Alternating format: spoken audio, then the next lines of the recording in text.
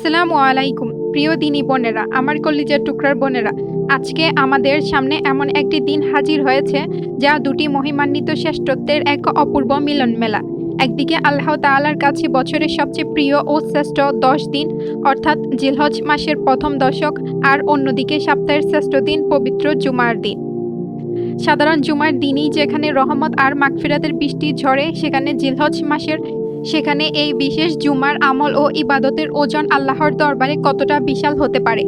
এই একটি মাত্র দিনের ইবাদত আমাদের আখিরাতের পাল্লাকে কতটা ভারী করে দিতে পারে তা কি আমরা কল্পনা করতে পারছি? আমরা কি ঘরের কাজের ব্যস্ততায়, রান্না বান্না আর সংসারের হাজারো ঝামেলার দোহাই দিয়ে এই মহামূল্যবান জিলহজের জুমাটিকেও অবহেলা পার করে দিচ্ছি না তো? আজকের এই আলোচনাটি কেবল কোনো সাধারণ কন্টেন্ট নয়, এটি আমাদের জীবন পরিবর্তনের এক সুবর্ণ সুযোগ। আজ আমরা অত্যন্ত সহজ ও বাস্তব উপায়ে শিখব কিভাবে সংসারের দায়িত্ব পালনের পাশাপাশি নিজেদের আমলনামাকে সওয়াব দিয়ে ভরিয়ে তোলা যায়। আজকের এই আলোচনার একদম শেষ অংশে আমি আপনাদের সাথে জিলহজ মাসের শুক্রবারের এমন একটি বিশেষ ও চমৎকার আমলের কথা শেয়ার করব। বিশেষ করে আসরের পর থেকে মাগরিব পর্যন্ত সময়ে এমন একটি মহামূল্যবান মুনাজাত ও দোয়ার কথা বলবো, যা যদি কোনো বোন সম্পূর্ণ তাওয়াক্কুল ও বিশ্বাসের সাথে আদায় করতে পারেন, তবে আল্লাহ তাআলা তার জীবনের দীর্ঘদিনের লালিত অপূর্ব নেক আশাগুলো মুহূর্তেই পূরণ করে নিতে পারেন। সুবহানাল্লাহ। তাই প্রতিটি আমলের কথা শুনুন এবং হৃদয়ে গভীরভাবে গেঁথে নিন। প্রিয় দিনী বোনেরা, আল্লাহ রাব্বুল আলামিন পবিত্র কোরআনের সূরা আল ফজরের শুরুতে শপথ করে বলেছেন, শপথ ভোরের, শপথ 10টি রাতের। হানাফি মাযহাবের ফিকাহগণের সর্বসম্মত মত অনুযায়ী এখানে 10টি রাত বলতে জিলহজ মাসের প্রথম 10টি রাতকে বোঝানো হয়েছে। আল্লাহ তাআলা যখন নিজে কোনো সময়ের শপথ করেন তখন বুঝতে হবে সেই সময়টি আল্লাহর দরবারে কতটা মহান ও গুরুত্বপূর্ণ। অন্য একটি হাদিসে রাসূলুল্লাহ সাল্লাল্লাহু আলাইহি ওয়াসাল্লাম ইরশাদ করেছেন, আল্লাহর কাছে জিলহজের প্রথম 10 দিনের চেয়ে উত্তম আর কোনো দিন নেই। এমনকি জিহাদের চেয়েও এই দিনগুলোর আমল আল্লাহর কাছে বেশি প্রিয়।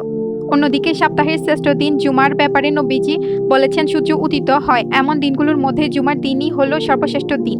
এই দুই মহামূল্যবান নিয়ামত যখন একসাথে যুক্ত হয় তখন তাকে বলা হয় দ্বিগুণ বরকতের মহামিলন। আমরা বোনেরা হয়তো অনেকেই ভাবি, পুরুষেরা তো মসজিদে গিয়ে জুমার খুতবা শুনছেন, জামাতে নামাজ আদায় করছেন, বিশাল সওয়াব কামাই করছেন, কিন্তু আমরা তো ঘরের কোণে পড়ে আছি, আমাদের তো মসজিদে যাওয়ার সুযোগ নেই। আমরা কি তবে এই বরকত থেকে বঞ্চিত হব? আমার প্রিয় মায়াবী বোনেরা, আল্লাহর কসম, আল্লাহ তাআলা অত্যন্ত দয়ালু। ইসলামে ঘরের ভেতর বোনদের ইবাদতকে পুরুষদের মসজিদে যাওয়ার চেয়েও বেশি সওয়াবের আধার হিসেবে ঘোষণা করা হয়েছে। জিলহজের এই মহামহিমান্বিত শুক্রবারে আপনি যখন নিজের ঘরের ভেতরে জায়নামাজে বসে আল্লাহর ইবাদতে রত হবেন, তখন আপনার রব আপনার এই নির্ভীত আমলকে এতটাই ভালোবাসবেন যে আপনার আমল নামায় পুরুষদের চেয়েও কোনো অংশে কম সওয়াব লেখা হবে না, ইনশাল্লাহ। আসুন এবার আমরা জিলহজ মাসের এই মহিমান্বিত জুমার দিনের 10টি অত্যন্ত সহজ কিন্তু নজিরবিহীন ফজিলতপূর্ণ আমলের কথা সংক্ষেপে জেনে নিই। প্রথম আমল হলো জুমার নিয়তে উত্তম রূপে গোসল ও পরিচ্ছন্নতা অর্জন করা। জুমার দিনে পবিত্রতা অর্জন করা এবং পরিষ্কার পরিচ্ছন্ন হওয়া প্রতিটি মুসলিমের জন্যই অত্যন্ত সওয়াবের কাজ এবং সুন্নাহ সম্মত আমল। দ্বিতীয় আমল হলো তাড়াতাড়ি জোহরের সালাতের প্রস্তুতি নেওয়া। আমাদের সমাজে একটি ভুল প্রথা প্রচলিত আছে যে ঘরের নারীরা জুমার দিন পুরুষের মসজিদ থেকে নামাজ পড়ে ফিরে আসা পর্যন্ত অপেক্ষা করেন। হানাফি মাযহাবের স্পষ্ট ফতোয়া হলো জুমার দিন জোহরের ওয়াক্ত শুরু হওয়ার সাথে সাথেই ঘরের মহিলারা কোনো প্রকার অপেক্ষা ছাড়াই জোহরের 4 রাকাত ফরজ সালাত আদায় করে নিতে পারেন।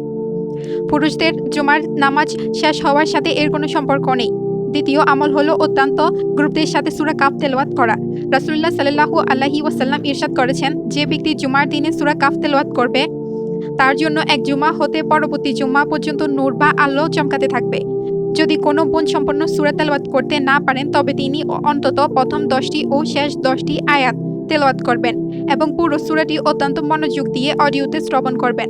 চতুর্থ আমল হলো আমাদের প্রিয় নবীজি সাল্লাল্লাহু আলাইহি ওয়াসাল্লামের উপর বেশি বেশি দরুদ পাঠ করা। নবীজি জুমার দিন দরুদ শরীফ পড়ার ব্যাপারে বিশেষ তাগিদ দিয়েছেন। আজ আমরা সারাদিনে অন্তত 100 বার, 500 বার বা যত বেশি সম্ভব দরুদ শরীফ পাঠ করব। কাজের ব্যস্ততায় আপনি সংক্ষেপে অন্তত আবেগের সাথে পড়তে পারেন সাল্লাল্লাহু আলাইহি ওয়াসাল্লাম অথবা আল্লাহুম্মা সাল্লি ওয়া সাল্লিম আলা নাবিয়িনা মুহাম্মদ। পঞ্চম আমল হলো নিজের সামর্থ্য অনুযায়ী কিছু নফল সাদাকা বা দান করা। জিলহজ মাসের এই শ্রেষ্ঠ দিনগুলোর শুক্রবারে দান করার বিশেষ বরকত আপনার সংসারে শান্তি ও প্রাচুর্য ফিরিয়ে আনবে। সাদাকা করার জন্য বিশেষ ধনাঢ্য হওয়ার প্রয়োজন নেই। আপনি একজন দরিদ্র মানুষকে একবেলা খাওয়াবেন অথবা সামান্য কিছু টাকা দান করবেন। এই সবই আল্লাহর দরবারে সাদাকা হিসেবে কবুল হবে। ষষ্ঠ আমল হলো আপনার জিহ্বা ও অন্তরের পবিত্রতা রক্ষা করা। আজকের এই মোবারক দিনে একটি বিশেষ প্রতিজ্ঞা করুন। আজকের এই দিনে নিজের জবান দিয়ে কোনো গীবত, পরনিন্দা বা মিথ্যা কথা মুখে আনবেন না। নিজের জবানকে কেবল আল্লাহর জিকির এবং ভালো কথার মধ্যে সীমাবদ্ধ রাখুন। যদি কোনো বোনের প্রতি আপনার মনে ক্ষোভ বা হিংসা থাকে, আজকের জুমার উসিলায় তাকে আল্লাহর ওয়াস্তে ক্ষমা করে দিন। সপ্তম আমল হলো তাকবীরে তাশরিক ও সাধারণ জিকির জারি রাখা। জিলহজের প্রথম 10 দিনে সাধারণভাবে তাকবীরে তাশরিক বেশি বেশি পাঠ করা মুস্তাহাব ও অত্যন্ত বরকতময় আমল। তাকবীরটি হলো আল্লাহু আকবার, আল্লাহু আকবার, লা ইলাহা ইল্লাল্লাহু ওয়াল্লাহু আকবার ওয়ালিল্লাহিল হামদ। আজ সারাদিন ঘরের কাজ করতে করতে, হাঁটতে চলতে এই তাকবীরটি জপতে থাকুন। অষ্টম আমল হলো বিকেলের সেই বিশেষ ও গোপন রহস্যময় মুহূর্তের জন্য অপেক্ষা করা। শুক্রবারের আসরের নামাজের পর থেকে মাগরিবের পূর্ব পর্যন্ত সময়টি অত্যন্ত সংবেদনশীল ও মহামূল্যবান। এটি হলো জুমার দিনের সবচেয়ে গুরুত্বপূর্ণ এবং গোপন রহস্যময় একটি আমল। যখন বান্দা আল্লাহর কাছে যাই চায়, আল্লাহ তাই কবুল করেন।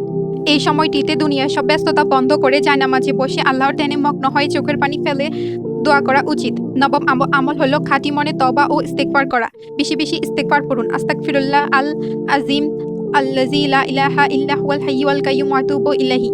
এই তওবা মাধ্যমে আপনার জীবনের পুঁজিভূত গুনাহ মাফ করিয়ে নিয়ে নিজেকে জান্নাতের উপযুক্ত গড়ে তুলুন। দশম আমল হলো পরিবারের সবাইকে আমলের তাগিদ দেওয়া। আপনার সন্তান, স্বামী এবং পরিবারের অন্যান্য সদস্যদের মিষ্টি ভাষায় আমলের কথা মনে করিয়ে দিন। আপনার এই সুন্দর তাগিদের কারণে পরিবারের অন্য সদস্যরা যে আমল করবে তার সমপরিমাণ সওয়াব কিন্তু আপনার আমলনামাতেও জমা হবে। প্রিয় দিনী বোনেরা, আমলগুলোর কথা শুনেই মনটা কেমন যেন এক অপার্থিব শান্তিতে ভরে উঠেছে, তাই না? দিনের কাজে শরিক হতে এবং আমাদের এই পরিবারের সদস্য হতে এখনই আমাদের চ্যানেলটি সাবস্ক্রাইব করুন। আজকের জুমায় আপনাদের মধ্যে কে কে ইতিমধ্যে সূরা কাফ তেলাওয়াত করেছেন বা তেলাওয়াত করার দৃঢ় ইচ্ছা পোষণ করেছেন তা এখনই কমেন্টে আমাদের জানান। প্রিয় দিনী বোনেরা, আমাদের আলোচনার একদম শেষ প্রান্তে চলে এসেছি। এখন আমাদের সেই কাঙ্ক্ষিত সময় জিলহজের শ্রেষ্ঠ জুমার আসর ও মাগরিবের মধ্যবর্তী সেই মহামূল্যবান দোয়া কবুলের বিশেষ সময়। আসুন আমরা যেখানে আছি দুনিয়ার সমস্ত চিন্তা মন থেকে ঝেড়ে ফেলি। সংসারের সব ব্যস্ততা একটুর জন্য থেমে থাক। আসুন আমরা আমাদের রবের দরবারে অত্যন্ত বিনম্রভাবে ভিক্ষুকের মতো হাত তুলি। ইয়া আল্লাহ, ইয়া রহমানুর রাহিম, ইয়া আরহামার রাহিমিন। হে আমাদের পরম দয়ালু রব, আমরা তোমার গুনাহগার বান্দি, তোমার দরবারে হাত তুলছি। আমরা আমাদের জীবনের কোটি কোটি গুনার বোঝার মাথায় নিয়ে তোমার করুণার দরবারে ভিক্ষুকের মতো দাঁড়িয়ে আছি। হে আল্লাহ, আমাদের আজকের এই জিলহজ মাসের মহিমান্বিত জুমার উসিলায় আমাদের জীবনের সমস্ত ছোট বড় জানা অজানা প্রকাশ্যে গুনাহগুলো তুমি মাফ করে দাও। হে আল্লাহ, আমরা দুর্বল, আমরা পাপী, শয়তানের ধোকায় পড়ে নাফসের তাড়নায় আমরা কত গুনাহ করে ফেলেছি। আজকের এই বরকতময় জুমার উসিলায় আমাদের তওবা তুমি কবুল করে নাও। আমাদের অন্তরগুলোকে হিংসা, অহংকার ও রিয়া থেকে মুক্ত করে দাও। আমিন ইয়া রাব্বাল আলামিন।